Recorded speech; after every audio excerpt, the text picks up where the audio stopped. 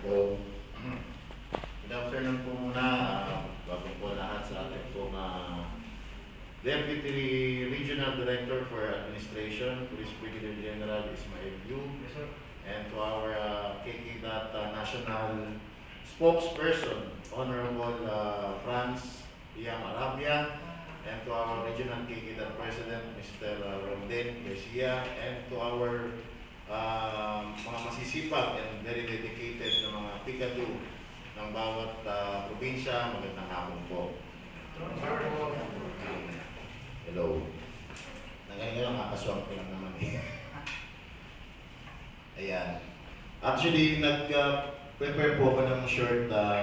Kanina ko pa pinag-iisipan kung ano po yung i-present ko sa inyo.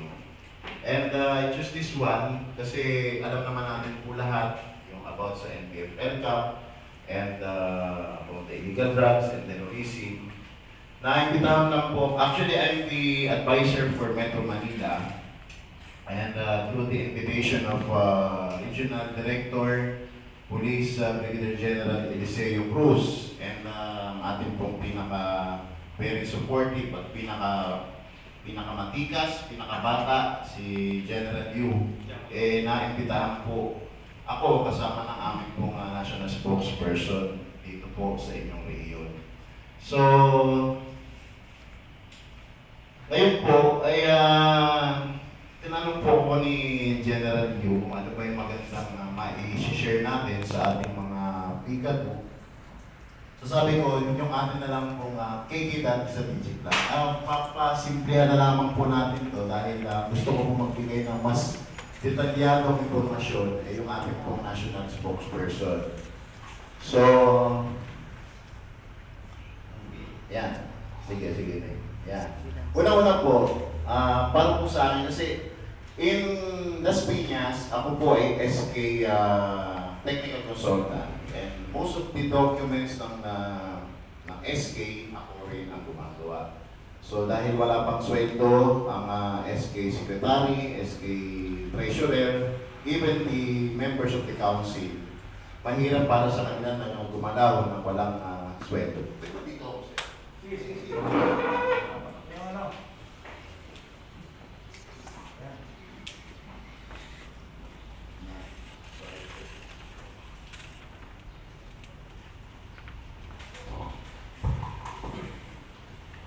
Okay. So number one po, I suggest po sa ating pong mga bilang advisor po ng NCR, ng Metro Manila Council, ay yung ating pong foundation of the organization.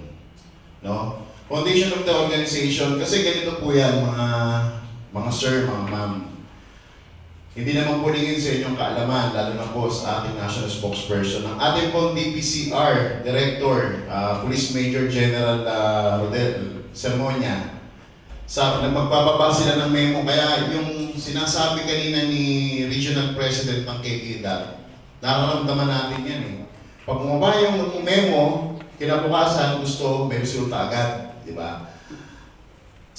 Mula 2019 po, nung nagkaroon po tayo ng launching ng KKDAT, ang napansin ko po dyan mga kasama, mga sir, mga ma'am, yung ating pong KKDAT, by virtue of memorandum and circular, kinariit siya, then yung una, goods. Kasi talagang in-implement ng ating pong pambansang kapulisan. Nga lang, nung medyo nagkakaroon na ng ibang programa ang ating pambansang kapulisan, yung KKDAT, medyo napapabayaan.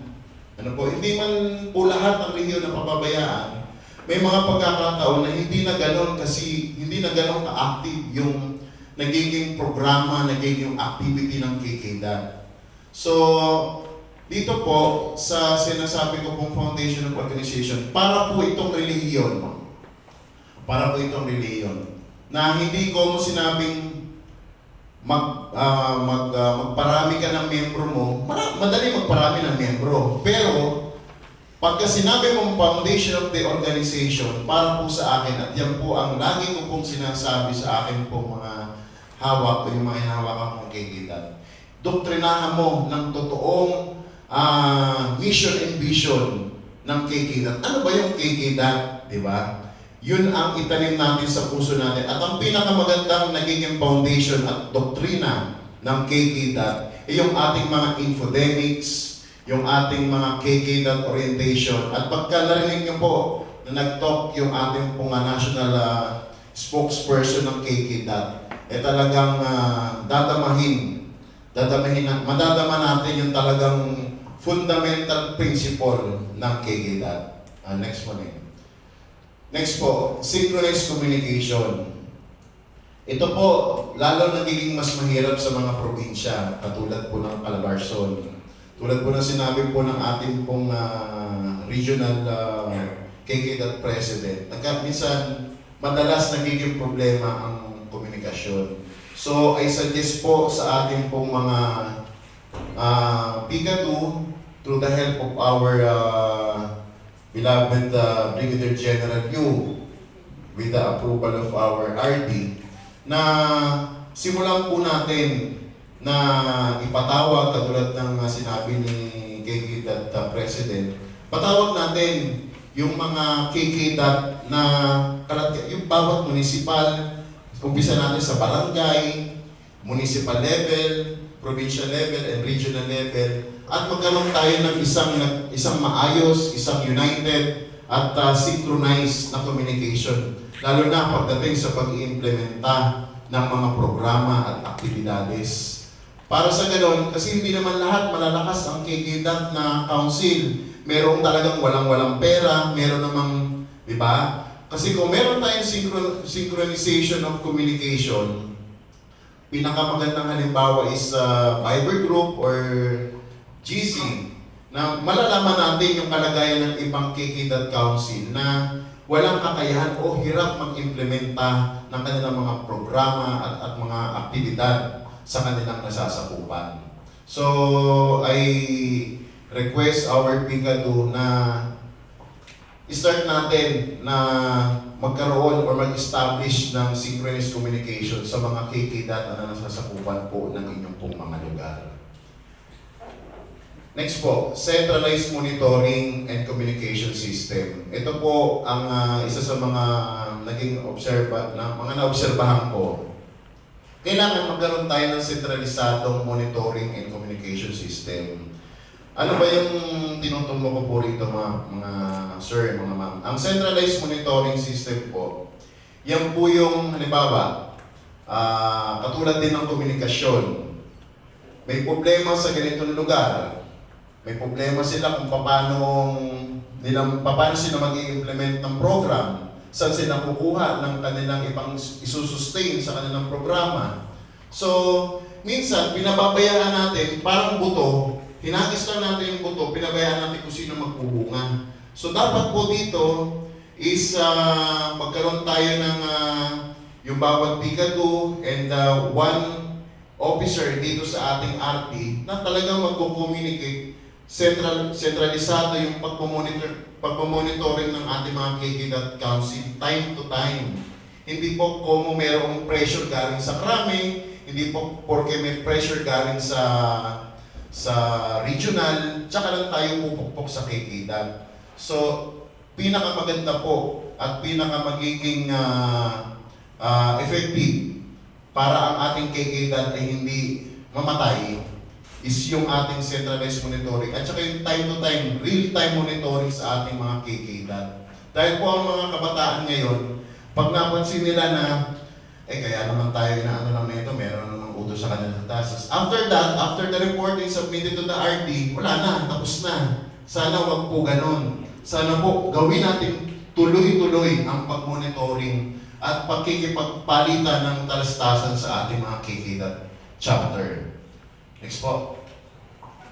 Ito po, boosting moral. So, paano ba ito, mga sir, mga ma'am?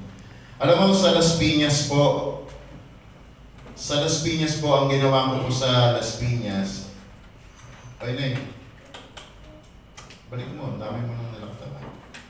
Sa Las Piñas po, through the approval of Brigadier General Noble, tsaka nakipag-usap po ako sa aming Chief of Police, nagpagawa po ako ng ID. Kasi yung mga kabataan na yan, ang hirap yan eh. Tanungin mo yan, ano gusto mo? Maglalaro ka ng ML o sasama ka maglinis-linis doon? Diba? Mag-ML yan. Kasi mga pamangkin ko, gano'n din eh. Kaya ang ginawa ko, nag-isip ako paano ko ba mapapataas ang moral nito. Tsaka at the same time, mahihila ko siya na sumama sa mga gawain ng ating pambansang kapulisan sa pamamagitan ng KKDAT. Pagawa po ko ng ID, and then kumausap ako ng ilang mga establishment doon, yung mga coffee shop, kumausap ako ng vet, yung veterinary, kumausap kami ng isang mga maliliit na grocery. Hanggang ngayon, hinihintay ko lang yung Memorandum of Understanding. Pag pinareceive nila yung ID doon, meron silang 5% discount. Di ba? So, para magkaroon ka ng ID doon, siyempre, you have to be a member of the KKDAT.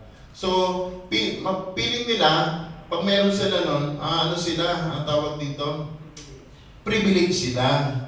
Kaya, on that basis, on that form, medyo mapapataas natin yung moralidad nila. Pangalawa, ito po nangyayari ito sa aming lugar. Kaya nakipag-usap po ako sa aming Chief of Police. Meron pong isang pangyayari na may na-apprehend na KKDAT. Na-apprehend siya, wala siyang, ano ba yun? Wala siyang helmet. So na-apprehend siya ng KKDAT. Ako po, nung nilabas ko yung ID, yung nirelease ko yung ID sa mga KKDAT, sabi ko, kahit sino sa inyo na na-apprehend and you will use the ID in abusive form, kailangan tanggalan ka ng ID. And sinabi ko dun sa mga kapulisan sa amin, you apprehend kapag sila ay lumalabag sa ating traffic rules especially. Ngayon, ang ginawa sa kanya, alam mo yung ginawa sa kanya? Pinalagpas naman kasi pinatawag ko naman talaga yun sa aming office kasi meron kami activity. Ang problema lang, sinigawan siya ng pulis. Wala akong pakialam kung kahit ano ka ha. Ganyan. Ako po, hinihiling ko lang po sa inyo bilang tagapayo ng KKDAT. Huwag natin babaan yung moralidad ng mga kabataan, lalo na yung mga membro ho namin ng KKDAT. Bakit po? Nagpapakahirap po ang aming pong national spokesperson, nagpapakahirap po ang mga bumubuo sa KKDAT para maparami ang kabataan. Every time na may maa-apprehend tayo ng kabataan, pwede natin pagsabihan. Sana sa mga pikado na nandito, pasensya na kayo, medyo magiging diretso tayo magsasalita dito. Kasi sabi ng lola ko, nagsasama ng tapat, nagsasama ng maluwat. So, humihiling po ako sa mga pikado na narito na if ever na meron tayo mga KKDAT na na-apprehend minsan sa mga checkpoints, lumalabag sa ating safety protocols, especially ang ating, anong tawag dito, yung curfew, is sana mabigyan ng konting consideration. Hindi ko sinasabing palagpasin nyo. You apprehend them kasi they violated the law. Pero hanggat maaari, huwag natin sana bigyan natin ng moralidad yung kanilang, lalo na yung KKDAT. So sana nag-gets nyo ako at bibilisan ko lang po ng konti. Next. Recognition, identification, and communication. So ayan po. Every time po sana na nagkakaroon po tayo ng mga activity in your respective barangays and your stations, kahit ano pong activity, alam niyo, subukan na po ito. Nagpalinis ka, nagpa-clean up thread ka, nag-conduct ka ng feeding program, I encourage you, our PICADU officers, to give them at least recognition. Kahit papel lang na certificate of appreciation, napakalaking bagay po sa kanila na ipagmamayabang nila sa kanilang pamilya na, ma, pa, kahit sakit ako ng ulo mo, eto, binigyan naman ng kapulisan ng pagkilala dahil sa natatanging partisipasyon sa kanilang aktibidad. So, gayon din, yung sinasabi ko po kanina, identification. Pwede niya ipagyabang yan eh. Alam mo yung mga kabataan yan, ugali ng mga kabataan ngayon, payabangan po yan eh. Bigyan mo sila ng IDs. merong logo. Dahil tinanong ko naman sa PKG, okay naman daw. Kasi project naman daw ng PNP. Lagyan nyo ng logo ng region o kaya logo ng PNP. Pero lagyan natin ng limitation sa likod na hindi pwede nyo naging sa ganito. And we only certify that member is legitimate member of the KKDAT. Pagyayabang yun, ba't ikaw wala kang ganyan? Ba't ba't wala akong ganyan? Dapat may ganyan ako. Kailangan, bago ka magkaroon nito, dapat maging member ka ng KKDAT. O, sige, samahan mo ako kung saan ba pwede magpa-member ng KKDAT. Di ba? So, may nanliligaw sa mga kabataan to be part of KKDAT at meron din naman tayong gagawin na mismo ang kabataan ang hahanap sa KKDAT. Di ba? Dahil makikita nila masaya sa KKDAT, o ganto-ganto. Diba? Kasi ang komunismo, ang NPA, pinakikita nila, cool dito, may baril dito. At the very young age of 15 years old, 14 years old, may hawak silang baril. Sasabihin niya, parang gusto ko na rin mag-NPA kasi bata pa dun, pwede nang mahak ng baril. Dapat gano'n din tayo sa PNP. And I also ask for the approval of the PKG. Umokay naman sila na yung sa ID system ng KKDAT. Pwede naman daw. Basta kapag yan ay nagamit sa any abusive form, confiscated. Yes, General. Sisikat na ang pangalan ko nito. Sisikat na naman ang pangalan ko nito. Bakit, sir? Eh ako ang time over nagkikilat sa region ngayon eh. Sana naman wag ako. Somebody has to stand. Kasi they are the supervising na. But if the RD say so I will be obliged to do it. Yes, sir. So yun lang. Let's campaign for KDP. Yun lang. Thank you, General Yu. Next. Yan po yung kanina. Sige pa na yun. Ano mo na yan. So, yun. Foundation of the organization, the key for the success of the implementation of the program, its goal is organizing the root with doctrine of the organization. Ito po yung sinasabi ko sa inyo kanina na we fund the organization. Yung kumbaga, panagtanim ka ng buto, make it sure na itatanim siya sa matabang lupa. Di ba? Foundation ang binubuo natin dito. Kasi pagka yung trabahong chow-chow lang, pabayaan natin kung tutubuhin, uulit na naman tayo ng trabaho. Anong pecha na po ngayon? Nag-launching po ang KKDAT 2019. So 2021 na po tayo ngayon. Then, until now, ang pinag-uusap, though meron na po tayong existing na chapters in our region, pero ang pinoproblema po natin ngayon is the numbers of the recruitment of the KKDAT. Next. So, ayun po. Unang-una po, alam ko naman meron na po talaga dito. So, number 1, meron tayong dapat na barangay level. Number 2, meron tayong local level, district or provincial level, and we have regional level, which is si Sir Garcia nga, yung ating pong regional level. And ito po, yung advisory council po, I encourage you po, lalo na kay General Yu, I encourage you po to form this advisory council even in barangay level. Barangay level, local level, district or provincial level, regional level. Mag-form kayo ng advisory council, you know why? Sa amin po, nag-create ako ng advisory council. Ano ba yung gamit? Bakit kailangan may advisory council? Number 1, ang problema po ng mga KKDAT ngayon is how to fund their projects and programs. So, through that advisory council, may mga advisors po na very generous na, sige, ano ba kailangan mo? Diba? So, the advisors na member ng advisory council, tutulong sila, makakatulong po sila, at malaking magiging contribution nila sa pag-i-implement ng mga programa ng KKDAT. So, hindi po natin, kasi sasabihin natin, katulad kanina, sana ma-include sa SK Fund ang budget for KKDAT. Ang problema, sir, kailan ang pasahan natin ng budget? September ang pasahan natin ng budget. So, mag-aantay pa tayo ng June, July, August, September, mag-aantay pa tayo ng 4 na buwan para lang magkaroon tayo ng programa. So habang hinihintay natin, at ang problema niyan, mai-implement yan, kailan sir? Next year, January. Ang problema lang, hindi pa mabibigay sa yung allocation ng January. Di ba mabibigay na February na dahil magko-collection pa. So hindi tayo dapat mag-aksaya ng oras, sabi nga ni General Yu. So ang gagawin natin, mag-isip tayo ng paraan paano natin ma-isosurvive yung mga KK chapters na hawak natin. I encourage you mga sir, mga ma'am, bumuo tayo ng advisory council. Yung may nahihiya na po yan, pero approach nyo. Pwede po ba kayo mag-advisory council, ganito, ganyan. Yung mga kapitan, mga kagawad, gamitin natin, lalo na politika.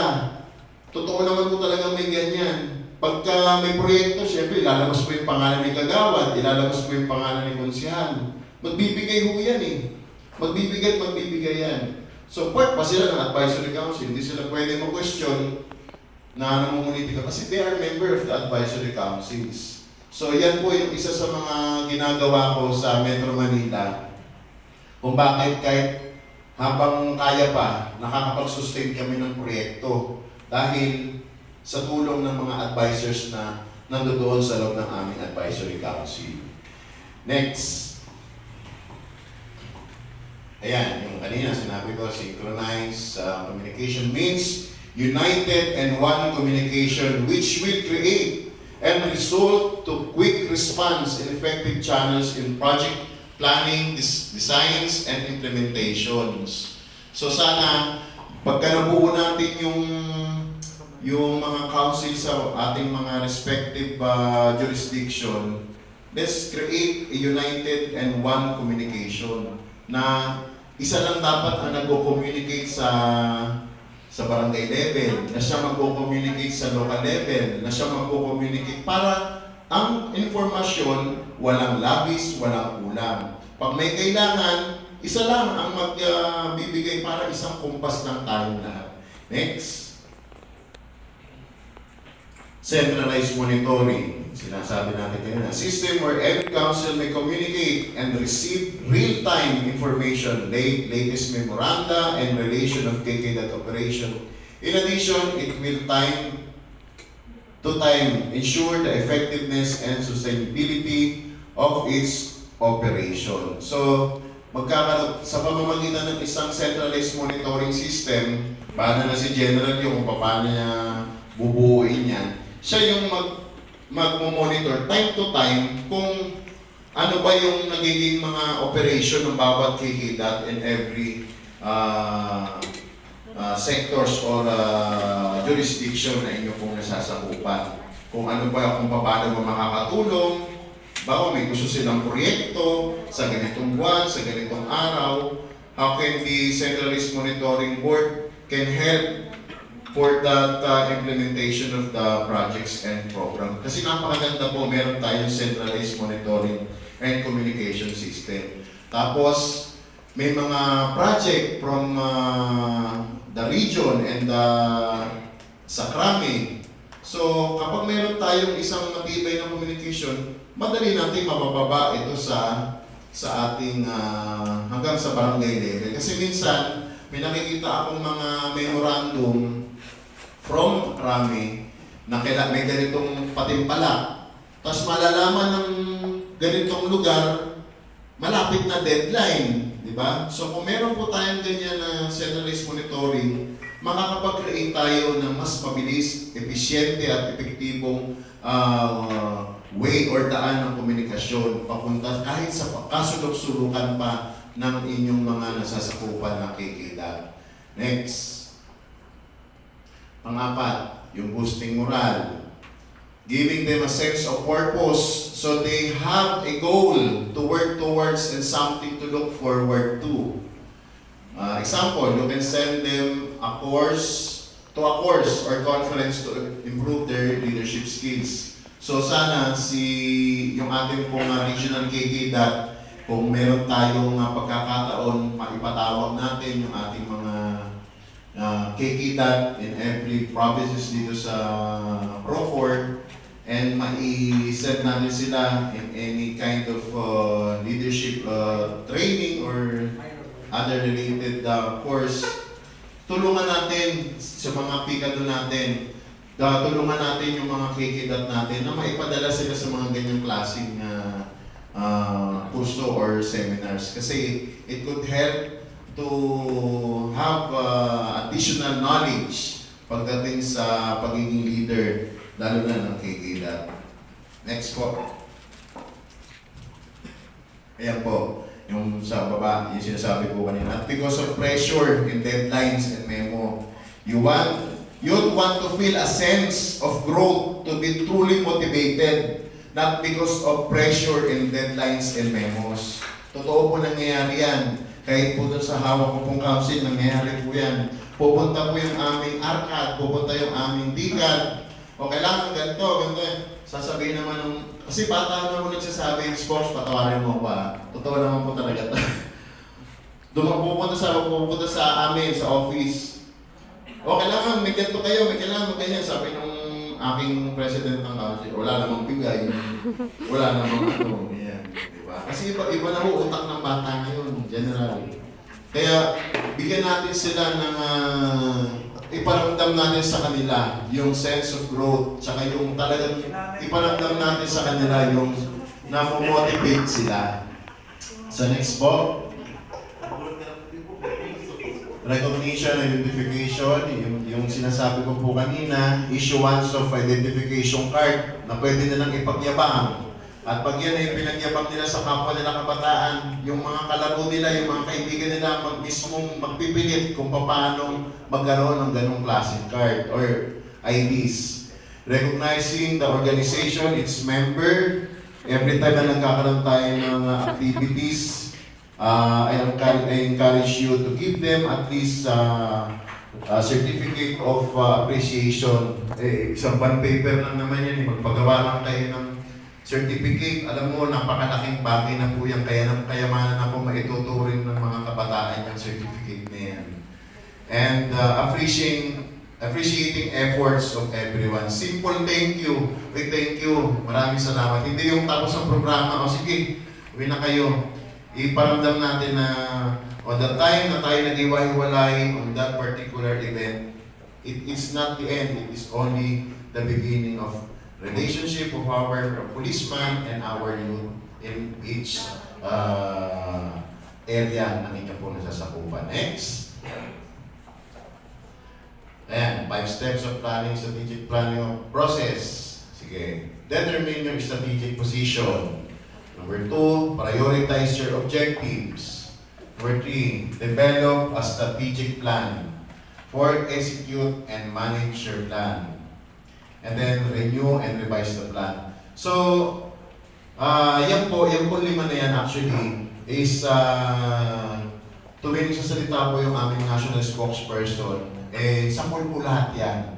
Kaya pagbibigyan ko po mamaya si national spokes para madali po yung bubuo dyan sa ating 5 steps of strategic planning process. Next. Okay, so ito po, number 1, strengthening KKDAT. Number 1, identify. Number 2, organize or reorganize. Number 3, support. Mga minamahal po namin Pigado, sa ating pong organize or reorganize, active and inactive. Tsaka yung identifying these members of the KKDAT. Bato-bato lang po sa langit, ano po, ako rin naman humahawak din ng SK. Minsan po, alam po ninyo yan at ako po'y magsasabi lamang ng totoo. Hindi po lahat ng SK chairman or SK chairperson may puwang po o mayroong may excess na oras